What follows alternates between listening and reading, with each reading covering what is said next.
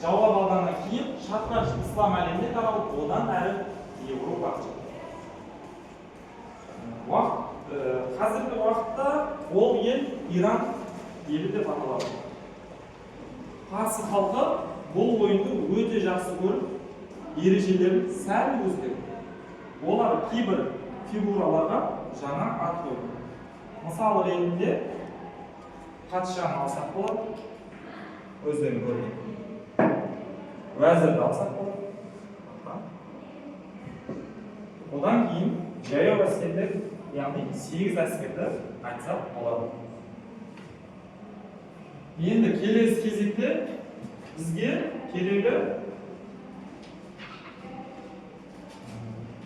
Парсы араб елдеріне бұл тарау өте қиын болды. Өйткені Парсы еліндегі шахматты араб елдері Парсы елдерінің жәніндегі қалаларды жаулау арқылы шахмат ойынын өздеріне аударып алды. Енді парсы тілінде шах деген сөздің мағынасын түсіндіре кетейін.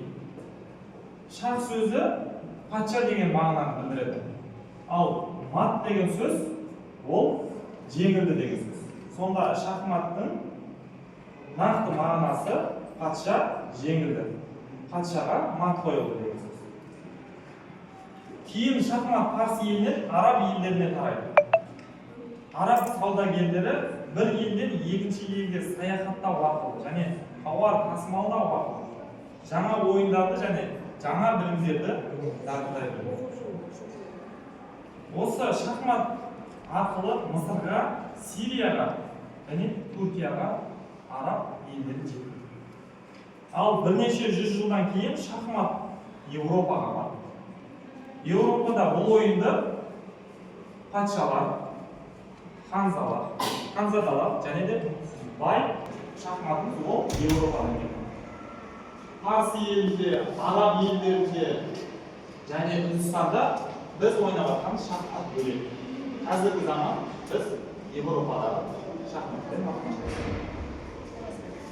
Еуропаға шатранж 7-10 ғасырларда Испания және Италия арқылы келді. Мұнда ойынның ережелері өзгеріп, қазіргі шахматқа ұқсас формаға ие болды. Ережелердің өзгеруі бірінші кезекте ферзь бен филдің қозғалысы жылдамдығы.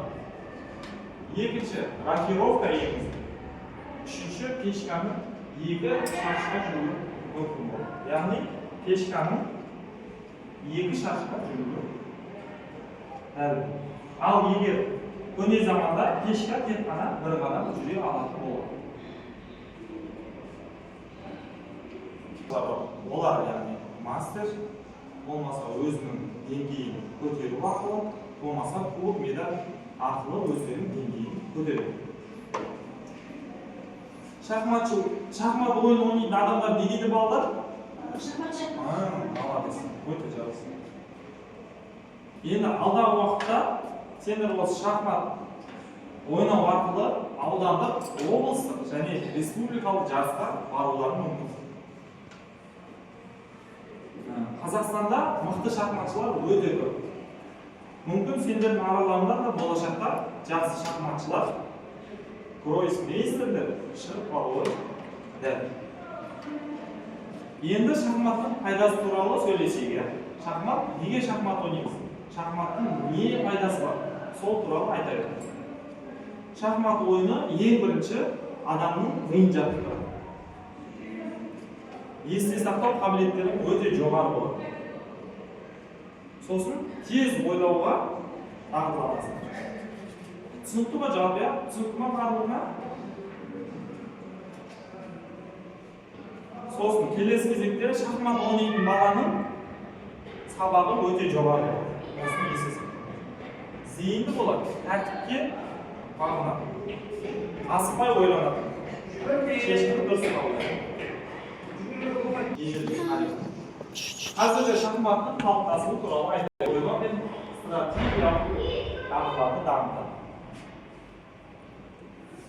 Енді кәдімгі балалар енді топпен өздерінің топтарымен ақылдаса отырып, ортаға шығып, мына тақтада тұрған Paslarмен o'ynab arqылib, paslar to'payga keldi. Rahmatli 4 odam biriguv orqali bir jurish jasaysan. Tez kelgan jasay bilasan. 4-yu birga jasaysan. Tushunibmi? Sen de to'g'rasan. 4-yu biriguv orqali 4-yu hamrosi orqali. Mana jurishimiz bor. Bo'lmasa, altta F3 chiqaramiz degan sifatda o'zlaring bilib turasiz. Birinchi jurishda Tolpasda. Aha. Kelesi qara tolpasda. Aha. Kelesi aq tolpa. Endi to'xta. Sen aytdim, mana justi nega jasading? Ne sebep bu? Aldında neni to'xtatib uchun bor. Paxtasini. Xolos.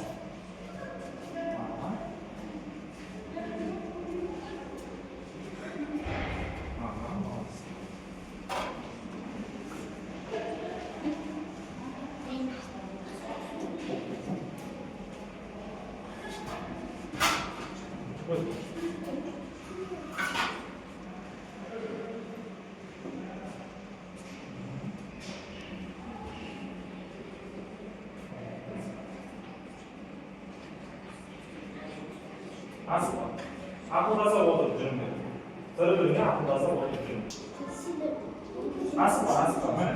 Natasi qo'yadi asla. 4-yu birga o'tirib bir jurish jasasan. Aqldasa 4-yu bir. Aha.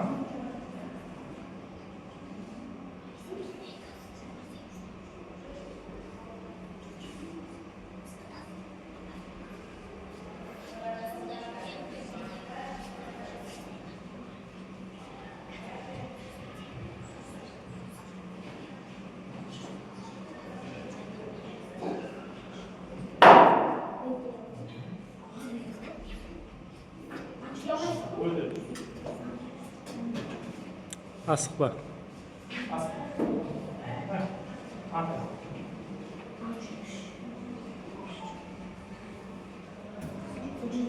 Bunu ciyamayız. Bunu tek kana koymayız.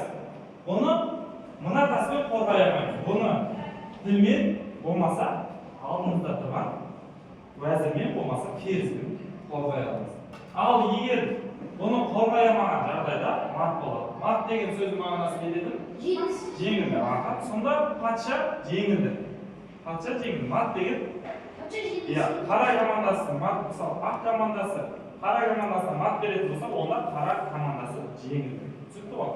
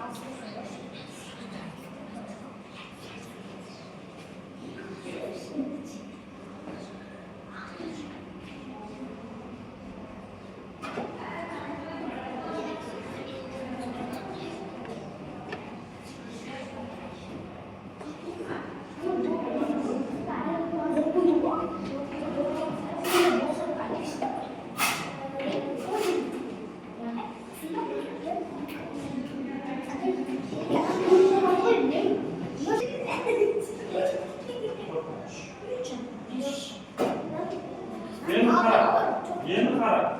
To'xta. Sen ne qilasiz? Sen nima qilasiz? Ishga kirmaysizmi? Sirtqa chiqib turibsiz. Sen majlis qayerdan yuribsiz?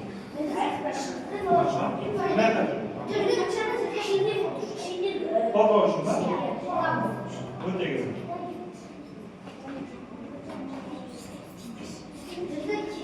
O'zingiz olasiz.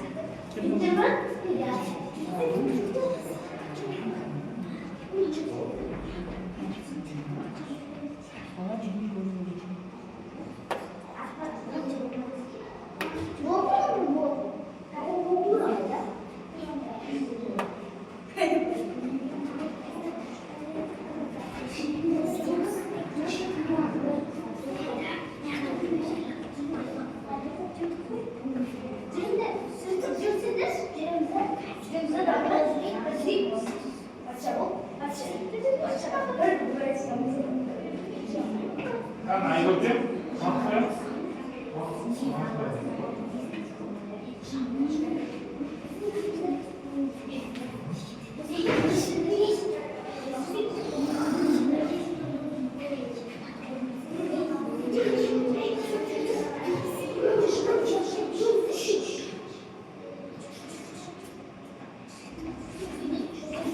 자, 얘는 샌들에게 맨 көмек көрсетейін. Сендерге оңай болу үшін, міне, төртеуінде шығып қойшы, төртеуінде шығып. Төртеуінде шығып. Енді кетесіңдер бақ. Төртеуінде де не болады ғой, араларында жүр. Енді төртеуің ақылдасу арқылы біреуің шығасың. Мысалы, төртеуің ақылдасасыңдар да, мысалы, Ибрахим сен шығатын болсаң, келесің да, ақылдасқан тасты алып бірінші жүресің. Сөздің орнына тұрасың.